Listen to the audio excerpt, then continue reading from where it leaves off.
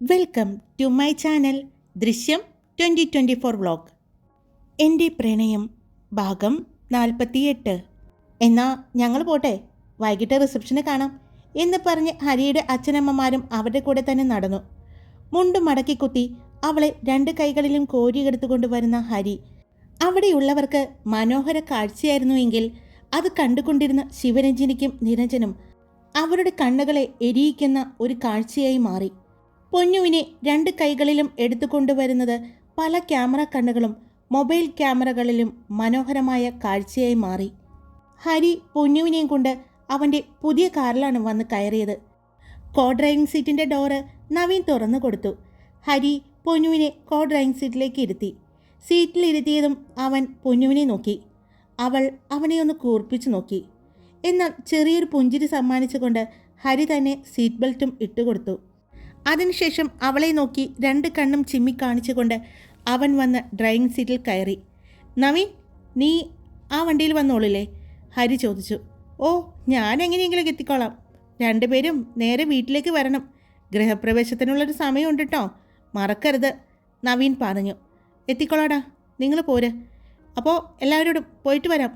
അളിയോ, വൈകിട്ട് കാണാം, ഹരി വിളിച്ചു പറയുന്നത് അവരെല്ലാവരും ഒരു പുഞ്ചിരിയോടെ കേട്ടു. അവൻ ഡ്രൈവിംഗ് സീറ്റ് തുറന്ന് കാറിലേക്ക് കയറി.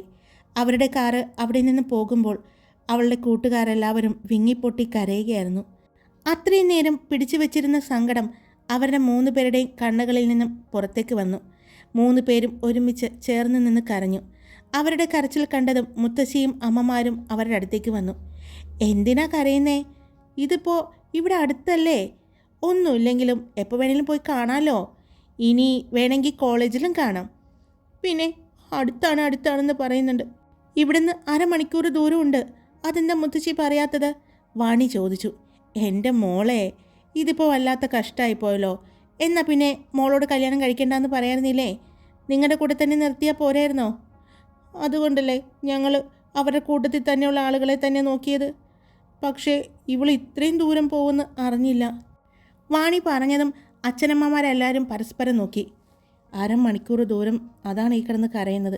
ദേ, നിങ്ങളെല്ലാവരും ഇവിടെ നിന്ന് കരഞ്ഞ് ശാന്തമായിട്ട് വീട്ടിലേക്ക് പോര്. ഞങ്ങൾ പോയിക്കോട്ടെ കേട്ടോ. വൈകിട്ട് വലിയ ഗ്രാൻഡായിട്ടുള്ള റിസപ്ഷനാണെന്ന് കേട്ടത്. അതുകൊണ്ട് ഇവിടെ സ്വസ്ഥമായിട്ട് ഇന്ന് കരഞ്ഞോ, തരുൺ പറഞ്ഞുകൊണ്ട് മുന്നോട്ട് നടന്നതും. എടാ ദുഷ്ട, നീ എന്നെ കൂട്ടാതെ പോവാണോ? പെട്ടെന്ന് ഐറ ചോദിച്ചതും. അല്ല, മോളുടെ കരച്ചിൽ കഴിഞ്ഞോ? അത് പിന്നെ ഞങ്ങളൊരു രസത്തിന് കരഞ്ഞില്ലെങ്കിൽ മോശമല്ലേ? അവൾ എന്ത് വിചാരിക്കും? ഞങ്ങൾക്ക് അവളോട് സ്നേഹമില്ലാന്ന് വിചാരിക്കില്ലേ? അതുകൊണ്ട് കരഞ്ഞതാ. 3 പേരും പെട്ടെന്ന് കണ്ണ് തുടയ്ക്കുന്നത് കണ്ടതും എല്ലാവരും വാ പൊളിച്ചു നിന്നു. ഇപ്പം എങ്ങനെയുണ്ട്? ഇവരുടെ അടുത്ത് നിന്ന് ഇതൊക്കെ പ്രതീക്ഷിച്ചാൽ മതിയായിരുന്നു, എറിക്കി പറഞ്ഞു. താൻ പോടോ അവിടുന്ന് എന്ന് പറഞ്ഞ് അവർ 3 പേരും നടന്നു. അതെ, ഞങ്ങളെ പാർലറിൽ ഇറക്കി തരണേ. അതെന്തിന്? ഞങ്ങളുടെ ഡ്രസ്സൊക്കെ അവിടെയാ, ഞങ്ങൾ അവിടെ നിന്ന് ഒരുങ്ങിയിട്ടാണ് വരുന്നത്. ഇന്ന് അവളുടെ കല്യാണമല്ലേ, നിങ്ങളുടെ അല്ലല്ലോ. രാവിലെ മുതൽ പാർലറ്, ബ്യൂട്ടീഷ്യൻ, ബ്രൈഡൽ മേക്കപ്പ് എന്തൊക്കെയായിരുന്നു? തരുൺ ഐറയെ നോക്കിക്കൊണ്ട് പറഞ്ഞു. എടി കോപ്പേ, നിൻ്റെ കെട്ടിയനോട് മിണ്ടാതിരുന്നോളം പറ, അല്ലെങ്കിൽ അയാളുടെ വായിൽ ഞാൻ പന്നിപ്പടക്കം വയ്ക്കും, നോക്കിക്കോ, വാണി പറഞ്ഞു. അല്ല, നിങ്ങൾ തമ്മിൽ ഉടക്കിയോ? ഐറയോട് ശ്രദ്ധ ചോദിച്ചു. ചെറുതായിട്ട്. എന്തു പറ്റി? ഓ, ഒന്നുമില്ല, അയാൾ എന്നോട് ഉമ്മ ചോദിച്ചു, തരലാന്ന് പറഞ്ഞതിൻ്റെ ദേഷ്യ. എപ്പോ? അതൊക്കെ ഉണ്ടായി, രാവിലെ ഡ്രസ്സ് ചെയ്ത് ഇറങ്ങിയപ്പോൾ. കാണാൻ സുന്ദരിയാണ്, അതുകൊണ്ട് ഒരു ഉമ്മ തന്നിട്ട് പോകുമെന്ന് പറഞ്ഞു. ഞാൻ പറഞ്ഞു എൻ്റെ ചുണ്ടിലെ ലിപ്സ്റ്റിക്ക് പോകുന്നു, അതിൻ്റെ ദേഷ്യമാണ് കാണിക്കുന്നത്, ഐറ പറഞ്ഞു. നന്നായി. എറിക്കേട്ടാ, ഞങ്ങളെ എറിക്കേട്ടനാക്കി തരും അല്ലേ? ഇല്ല, ആക്കി തരില്ല. അതെന്താ? പെട്ടെന്ന് ഐറ ചോദിച്ചു. ഓ, ഒന്നുമില്ല, വേണമെങ്കിൽ 3 പേരും കൂടി പൊക്കോ. കാറില്ലേ, ഡ്രൈവ് ചെയ്യാൻ അറിയില്ലേ? സാധാരണ അങ്ങനെയല്ലേ പോവാറ്, അങ്ങനെ പോയാൽ മതി, എറിക്കി പറഞ്ഞു. എടി, നീയും ഉമ്മ കൊടുത്തില്ലേ? ശ്രദ്ധ വാണിയോട് ചോദിച്ചു. എന്നോട് ചോദിച്ചില്ല. ഓ, ചോദിച്ചിരുന്നെങ്കിൽ നീ കൊടുത്തേനേലോ. പിന്നെ ഞാൻ കൊടുക്കൂലേ? പിന്നെ എന്തിനാ ഈ മനുഷ്യൻ കലിപ്പെടുന്നത്? അഹഹഹ, മനസ്സിലായില്ലേ നിനക്ക്? നീ എന്നെ കുറേ നേരം ഒരുത്തനോട് വർത്താനം പറഞ്ഞിരുന്നില്ലേ? ഏത്? എടി, നിങ്ങളുടെ ബന്ധത്തിൽപ്പെട്ട ഒരു പയ്യനാ, നിൻ്റെ അമ്മാവിൻ്റെയോ അമ്മായിയുടെയോ ആരാണ്ടോ ഒരു ബന്ധം പറയുന്നുണ്ടായിരുന്നു നീ ഒരിക്കൽ.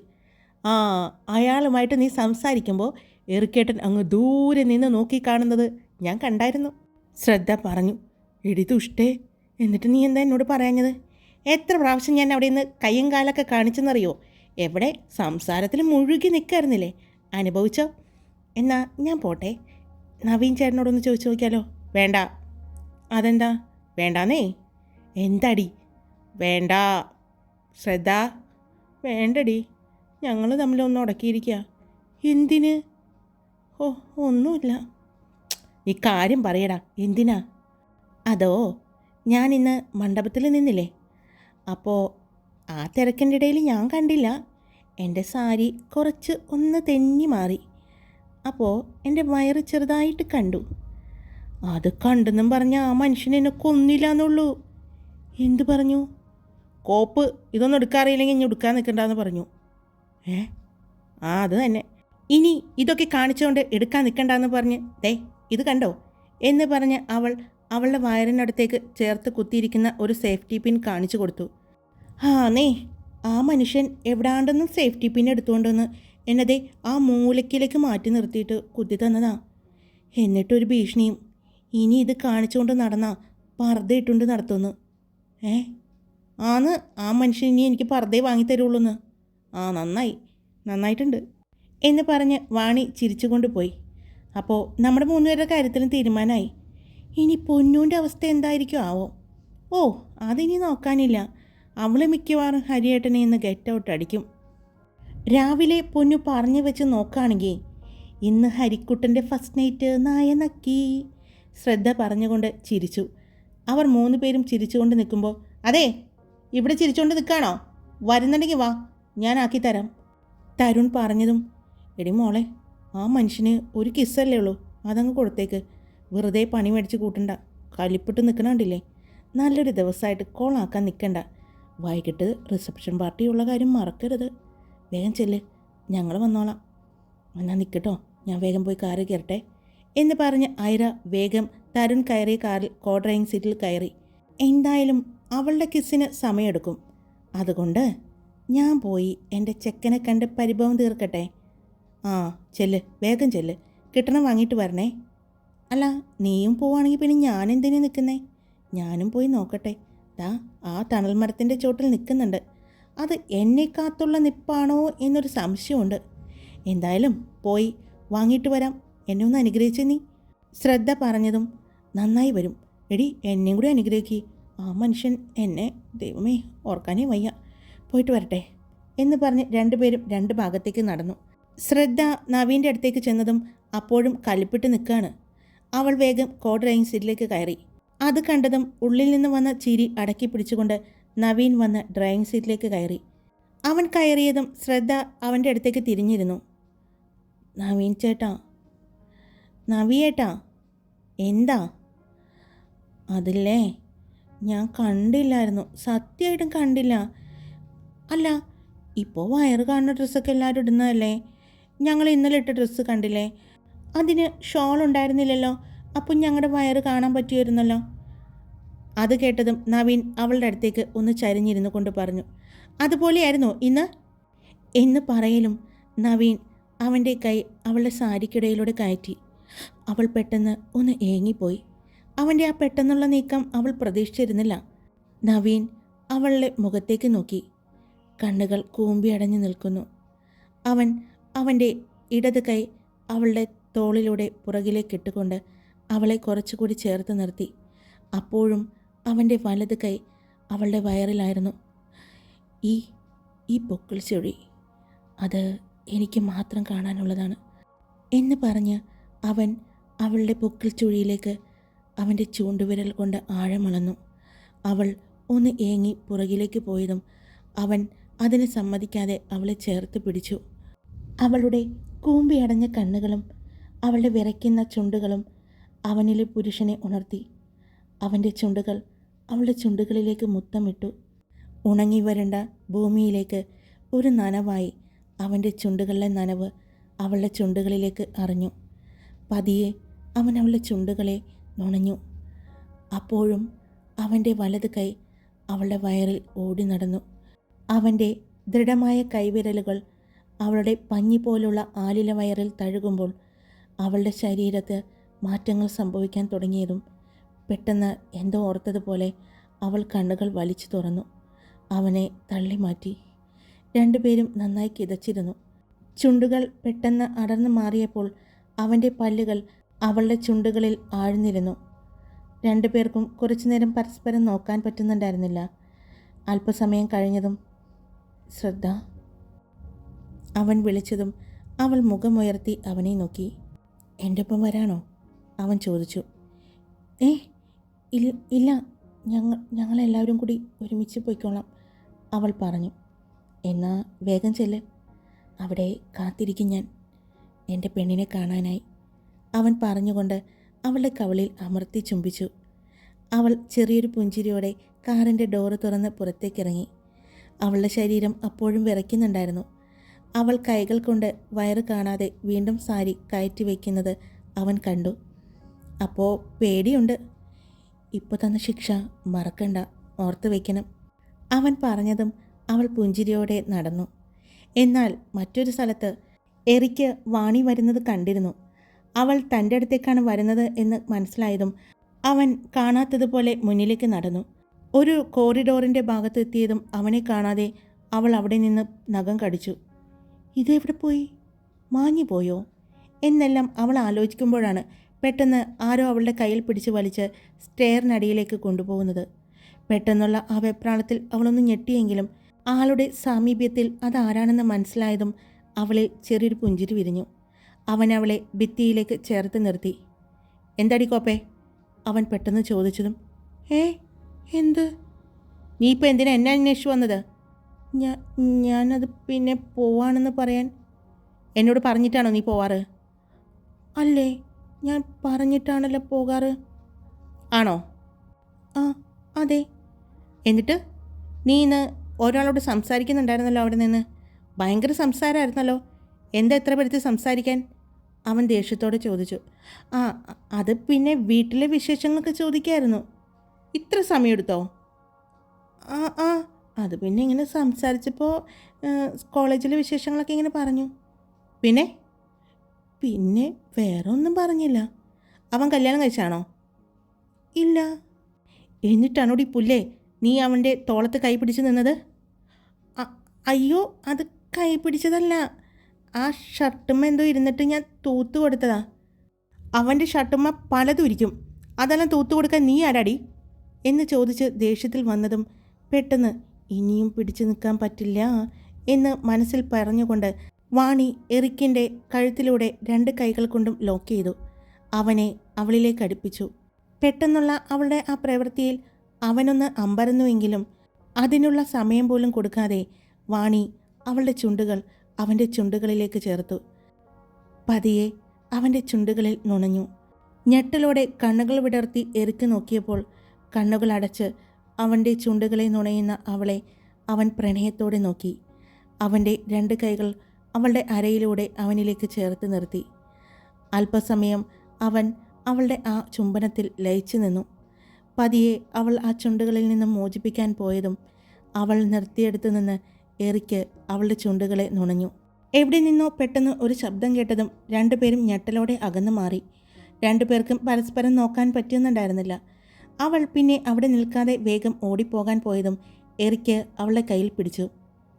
വൈകിട്ട് റിസപ്ഷന് ഇതുപോലെ പലവരും വരും. അപ്പോൾ ഞാൻ നേരത്തെ കണ്ടതുപോലെ എന്തെങ്കിലും കണ്ടാ? അത് നീ ഇപ്പോൾ തന്ന ഈ ചുംബനമല്ലേ, അതിലൊന്നും നിൽക്കില്ല, അതോർത്തോ എന്ന് പറഞ്ഞ് എറിക്ക് അവളുടെ കവിളിൽ അമർത്തി ചുംബിച്ചു. പുഞ്ചിരിച്ചുകൊണ്ട് അവളുടെ കവിളിൽ തട്ടി അവൻ നടന്നുപോയി. വാണി അങ്ങനെ തന്നെ നിന്നു. അവളുടെ കയ്യിലെ ഫോൺ റിങ് ചെയ്തപ്പോഴാണ് അവൾ സ്വബോധത്തിലേക്ക് വന്നത്. നോക്കിയപ്പോൾ ഐറയായിരുന്നു. എവിടെയാടി നീ? ഇങ്ങോട്ട് വാ, പോകാം നമുക്ക്, ഐറ പറഞ്ഞതും ഞാൻ ദേ വരുന്നു എന്ന് പറഞ്ഞ് അവൾ വേഗം കാറിനടുത്തേക്ക് ചെന്നു. കാറിൻ്റെ ബാക്ക് സീറ്റിൽ ശ്രദ്ധ ഇരിക്കുന്നുണ്ട്. പെണ്ണിൻ്റെ മുഖമെല്ലാം ചുവന്ന് തൊടുത്തിരിക്കുന്നു. തൻ്റെ അതേ അവസ്ഥയിൽ തന്നെയാണ് അവൾ ഇരിക്കുന്നതെന്ന് മനസ്സിലായതും അവൾക്കും കാര്യമായി എന്തോ കെട്ടിയിട്ടുണ്ടെന്ന് മനസ്സിലായി. പോകാം എന്ന് വാണി പറഞ്ഞതും ഐറ പെട്ടെന്ന് അവരുടെ അടുത്തേക്ക് തിരിഞ്ഞു. ഇനി എന്തെങ്കിലും വീട്ടിൽ നിന്ന് എടുക്കാനുണ്ടോ? ഐറ ചോദിച്ചതും അപ്പോഴാണ് വാണി അവളുടെ ചുണ്ട് മുറിഞ്ഞിരിക്കുന്നത് കണ്ടത്. കാര്യം അപ്പോൾ തന്നെ അവൾക്ക് മനസ്സിലായി. അവളൊന്ന് ഐറയെ ആക്കി ചിരിച്ചതും ഐറ പെട്ടെന്ന് നാണത്താൽ മുഖം കുനിച്ചു. അവൾ വേഗം തിരിഞ്ഞിരുന്നു. അങ്ങനെ പെൺകുട്ടികളെല്ലാം അവരുടെ പരിഭവമെല്ലാം തീർത്ത് പാർലറിലേക്ക് പോയി. ഇതേ സമയം കാറിൽ ഹരിയുടെ ഒപ്പം ഇരുന്ന പൊന്നു പുറത്തേക്ക് തന്നെ നോക്കിയിരുന്നു. അവളുടെ കണ്ണുകൾ നിറയുന്നത് ഹരി കാണുന്നുണ്ട്. കയ്യിലെ ടവൽ കൊണ്ട് അത് തുടയ്ക്കുന്നുണ്ട് അവൾ. എന്നാൽ അടുത്തിരിക്കുന്ന ഹരിയെ അവൾ നോക്കിയതേയില്ല. അല്പദൂരം കഴിഞ്ഞതും ഹരി അവളുടെ കയ്യിൽ കൈ ചേർത്തു. പെട്ടെന്ന് അവൾ തിരിഞ്ഞ് അവൻ്റെ മുഖത്തേക്ക് നോക്കി. പിന്നെ അവൻ പിടിച്ചിരിക്കുന്ന കൈയിലേക്കും. അവൾ ആ കൈ തട്ടി മാറ്റി. പൊന്നു, ഇനിയും പിണങ്ങാണോ എന്നോട്? ഇനി ഞാൻ എങ്ങനെയാ? പൊന്നു പ്ലീസ്, എന്നോട് പിണങ്ങല്ലേ നീ.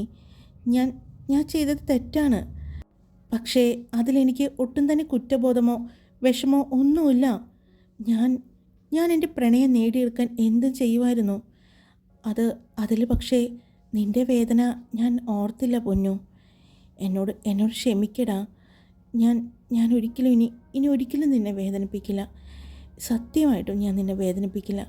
പിണങ്ങാതെ നീ എന്നെല്ലാം ഹരി പറയുന്നുണ്ട്. ഒന്നും മിണ്ടാതെ അപ്പോഴും അവൾ അങ്ങനെ ഇരുന്നതേയുള്ളൂ. കാറ് വലിയ 2 ബിൽഡിങ്ങുകൾക്ക് ഇടയിലൂടെ കാണുന്ന ഗേറ്റിനുള്ളിൽ കൂടി ഒരു വലിയ ആഡംബര വീടിന് മുന്നിൽ ചെന്ന് നിൽക്കുന്നത് പൊന്നു കണ്ടു. പൊന്നു കാറിൽ ഇരുന്നു കൊണ്ട് തന്നെ ആ വീടിൻ്റെ പരിസരമെല്ലാം ഒന്ന് നോക്കി. അപ്പോഴേക്കും ഹരി ഡ്രൈവിംഗ് സീറ്റിൽ നിന്നും ഇറങ്ങി ഡ്രൈവിംഗ് സീറ്റിൻ്റെ ഡോറ് തുറന്നു. ഡോറ് തുറന്നതും പൊന്നു ഹരിയെ ഒന്ന് നോക്കി. ഹരി അവൾക്ക് നേരെ അവൻ്റെ വലത് കൈ നീട്ടി. പൊന്നു അവൻ നീട്ടിപ്പിടിച്ചിരിക്കുന്ന വലത് കൈയിലേക്കും പിന്നെ അവൻ്റെ മുഖത്തേക്ക് നോക്കി. അവൻ്റെ മുഖത്തെ ദയനീയ ഭാവം കണ്ടതും പൊന്നു താല്പര്യമില്ലാത്തതുപോലെ അവളുടെ കൈ വെച്ചു കൊടുത്തു. അവൾ പതിയെ കാറിൽ നിന്നും ഇറങ്ങുമ്പോൾ അവൾ ആ കൈയിലേക്ക് കൈ ചേർത്തത് ഓർത്തപ്പോൾ ഹരിക്ക് സന്തോഷമാണ് തോന്നിയത്. അവൻ അവളെയും കൊണ്ട് വീടിൻ്റെ മുന്നിലേക്ക് നടന്നു. വീടിൻ്റെ മുന്നിൽ തന്നെ മുത്തശ്ശിയും അമ്മയും മറ്റു ബന്ധുക്കളും എല്ലാവരും ഉണ്ടായിരുന്നു. അമ്മയുടെ കയ്യിൽ നിലവിളക്കും മുത്തശ്ശിയുടെ കയ്യിൽ ഒരു തട്ടവുമായിരുന്നു. മുത്തശ്ശി ആദ്യം അവരെ ആരതി ഒഴിഞ്ഞു. അതിനുശേഷം അമ്മയുടെ കയ്യിൽ നിന്നും നിലവിളക്ക് വാങ്ങി അത് പൊന്നുവിൻ്റെ കയ്യിലേക്ക് കൊടുത്തു. നിലവിളക്ക് വാങ്ങുന്നതിന് മുമ്പ് പൊന്നു ഹരിയെന്ന് നോക്കി. നിറഞ്ഞ മനസ്സോടെയുള്ള അവൻ്റെ ആ പുഞ്ചിരി അവളിലേക്കും വന്നുവെങ്കിലും അവളത് അവൻ കാണാതെ മറച്ചു വെച്ചുകൊണ്ട് വലത് കാല് വെച്ച് ആ വീട്ടിലേക്ക് അവൾ കയറി. വീടിനകത്തേക്ക് കയറിയതും മോളെ, ദാ അവിടെയാണ് പൂജാമുറി, അങ്ങോട്ട് വെച്ചോളൂ. ഹരി മോനെ, മോളെ കൊണ്ടുപോ എന്ന് മുത്തശ്ശി പറഞ്ഞതും ഹരി പൊന്നുവിനെയും കൊണ്ട് പൂജാമുറിയിലേക്ക് നടന്നു. പൊന്നു അപ്പോഴും ആ വിളക്കിലെ തിരി അണയാതെ ശ്രദ്ധയോടു കൂടിയാണ് നടന്നത്. പൂജാമുറി കണ്ടതും അവളുടെ കണ്ണുകൾ വിടർന്നു. മനോഹരമായ ഭംഗിയായിട്ട് അലങ്കരിച്ചിരിക്കുന്ന ഒരു പൂജാമുറിയായിരുന്നു. വാ എന്ന് പറഞ്ഞ് ഹരി തന്നെ അവളുടെ കൈ പിടിച്ചുകൊണ്ട് പൂജാമുറിയിലേക്ക് കയറി. പൊന്നു അവിടെ കാണുന്ന ആ പീഠത്തിൽ ആ നിലവിളക്ക് വെച്ചു. 2 പേരും കൈകൾ കുപ്പി ഭഗവാന് മുന്നിൽ നിന്ന് പ്രാർത്ഥിച്ചു. തൻ്റെ പ്രണയത്തെ തനിക്ക് തിരിച്ചു തന്നതിന്, അവളെ ഈ വീട്ടിലെ മരുമകളായി തൻ്റെ ഭാര്യയായി തനിക്ക് കൂട്ടിക്കൊണ്ടുവരാൻ സാധിച്ചതിന് ദൈവത്തോട് നന്ദി പറഞ്ഞുകൊണ്ട് ഹരിയും തന്നെ കിട്ടാൻ വേണ്ടി ഇത്രയധികം കാര്യങ്ങൾ ചെയ്തതിന്, തന്നെ ഇത്രയധികം സ്നേഹിക്കുന്ന ഹരിയുടെ ഭാര്യയായിട്ട് ഈ വീടിൻ്റെ മരുമകളായിട്ട് ഈ വീട്ടിലേക്ക് തനിക്ക് കയറാൻ സാധിച്ചതിന് ദൈവത്തോട് ഒരുപാട് നന്ദി പറഞ്ഞ് പൊന്നുവും പ്രാർത്ഥിച്ചു. 2 പേരും പൂജാമുറിയിൽ നിന്നും ഇറങ്ങിയതും അവരെ 2 പേരെയും അമ്മ സോഫയിലേക്ക് ഇരുത്തി. 2 പേർക്കും ബന്ധുക്കളും അച്ഛനമ്മമാരും മുത്തച്ഛനും മുത്തശ്ശിയും എല്ലാവരും പാലും പഴവും നൽകി. അപ്പോഴേക്കും പൊന്നു ആകെ ക്ഷീണിച്ചിരുന്നു. അത് മനസ്സിലായതുപോലെ ഹരി, അമ്മേ ഇനി ഫ്രഷായി വേണമെങ്കിൽ കുറച്ചു നേരം പൊന്നു ഒന്ന് റെസ്റ്റ് എടുത്തോട്ടെ, വൈകിട്ട് പാർട്ടി ആകുമ്പോഴേക്കും ക്ഷീണമൊക്കെ ഒന്ന് മാറണമല്ലോ, ഹരി പറഞ്ഞു. അത് ശരിയാ മോളെ, മോള് റൂമിൽ ചെന്ന് ഇതൊക്കെ ഒന്ന് മാറ്റി വേണമെങ്കിൽ ഒന്ന് ഫ്രഷായിട്ട് കുറച്ചു നേരം റെസ്റ്റ് എടുത്തോ. അപ്പോഴേക്കും മോളെ റെഡിയാക്കാനുള്ള ആൾ വരുമ്പോഴേക്കും അമ്മ വിളിക്കാം എന്ന് പറഞ്ഞ് പൊന്നുവിനെ ഹരിയുടെ ഒപ്പം അമ്മ മുകളിലേക്ക് വിട്ടു. ഹരി പൊന്നുവിനെയും കൊണ്ട് റൂമിലേക്ക് നടന്നു. അപ്പോൾ പൊന്നു ആ വീടെല്ലാം നോക്കിക്കാണുകയായിരുന്നു. ആർഭാടത്തിൻ്റെ കൊടുമുടിയിൽ നിൽക്കുകയാണ് ആ വീടെന്ന് തോന്നി. മുഴുവൻ വൈറ്റ് നിറാണ്. അതുകൊണ്ട് തന്നെ നല്ല പ്രകാശം തോന്നിച്ചു അവിടെയെല്ലാം. അവളുടെ കണ്ണുകൾ ചുറ്റും ഓടി നടന്നു. ആൻറ്റിക് ഐറ്റംസിൻ്റെ വൻ ശേഖരം തന്നെ അവിടെയുണ്ടെന്ന് അവൾക്ക് തോന്നി. മുകളിലെത്തിയതും ഹരി അവളെ ഒരു റൂമിനടുത്തേക്ക് കൊണ്ടുപോയി. ഡോറ് തുറന്ന് പൊന്നുവിനെ നോക്കി. ഇതാണ് നമ്മുടെ റൂം, ഹരി പറഞ്ഞതും പൊന്നു അവൻ്റെ മുഖത്തേക്ക് നോക്കി. 2 പേരുടെയും കണ്ണുകൾ തമ്മിൽ ഇടഞ്ഞു. അപ്പോൾ അവളുടെ കണ്ണുകളിൽ അവൻ ദേഷ്യം കണ്ടില്ല. അവളുടെ കണ്ണുകളിൽ ആ ഭാവം എന്താണെന്ന് ഹരിക്ക് ആ സമയം വായിച്ചെടുക്കാൻ പറ്റിയില്ല. എന്നാൽ പൊന്നുവിന് ഹരിയുടെ കണ്ണുകളിലെ ആ തിളക്കം, അത് ഇത്രയും നാളും ആഗ്രഹിച്ചത് എന്തോ കൈപ്പിടിയിൽ കിട്ടിയ ഒരു കുഞ്ഞിൻ്റെ സന്തോഷമാണെന്ന് അവൾക്ക് മനസ്സിലാക്കാൻ പറ്റുന്നുണ്ടായിരുന്നു. റൂമിൻ്റെ അകത്തേക്ക് കയറിയ പൊന്നു അവിടെ കണ്ട കാഴ്ചയിൽ ഞെട്ടി നിന്നു. ഹായ്, അപ്പോൾ സ്റ്റോറി ഇട്ടിട്ടുണ്ട്. ഇന്ന് വലിയ കാര്യമായിട്ടൊന്നുമില്ല, വലിച്ചു നീട്ടില്ലാന്ന് പറയല്ലേ. ഇത് ആവശ്യമാണ്. ഇങ്ങനെ എന്തെങ്കിലുമൊക്കെ വേണ്ടേ? നേരെ ഡയറക്റ്റായിട്ട് കാര്യത്തിലേക്ക് പോയി കഴിഞ്ഞാൽ ഒരു സുഖം ഉണ്ടാവില്ല. അതിനിടയ്ക്ക് നമ്മുടെ കൂട്ടുകാരുടെ പ്രണയം കൂടി വേണ്ടേ? അപ്പോൾ അതും കൂടി കൊണ്ടുവന്നിട്ടുണ്ട്. പിന്നെ ഒരു കാര്യം ചോദിക്കട്ടെ, ആൻസർ പറയുമോ? എന്ത് കണ്ടിട്ടായിരിക്കും പൊന്നു ഞെട്ടി നിന്നത്? എന്താണ് ഉത്തരമെന്ന് ഒന്ന് കമൻറ്റ് ചെയ്തേക്കൂ കേട്ടോ. അപ്പോൾ ഇഷ്ടപ്പെട്ട ലൈക്ക് ചെയ്യുക. നിങ്ങളുടെ അഭിപ്രായങ്ങളും ആ ഉത്തരവും കമൻറ്റിലിട്ടേക്കണേ. പിന്നെ സബ്സ്ക്രൈബ് ചെയ്യാതെ വീഡിയോ കേൾക്കുന്നവരുണ്ടെങ്കിൽ സബ്സ്ക്രൈബ് ചെയ്ത് സപ്പോർട്ട് ചെയ്യുക. Love you all. It's me Karthika.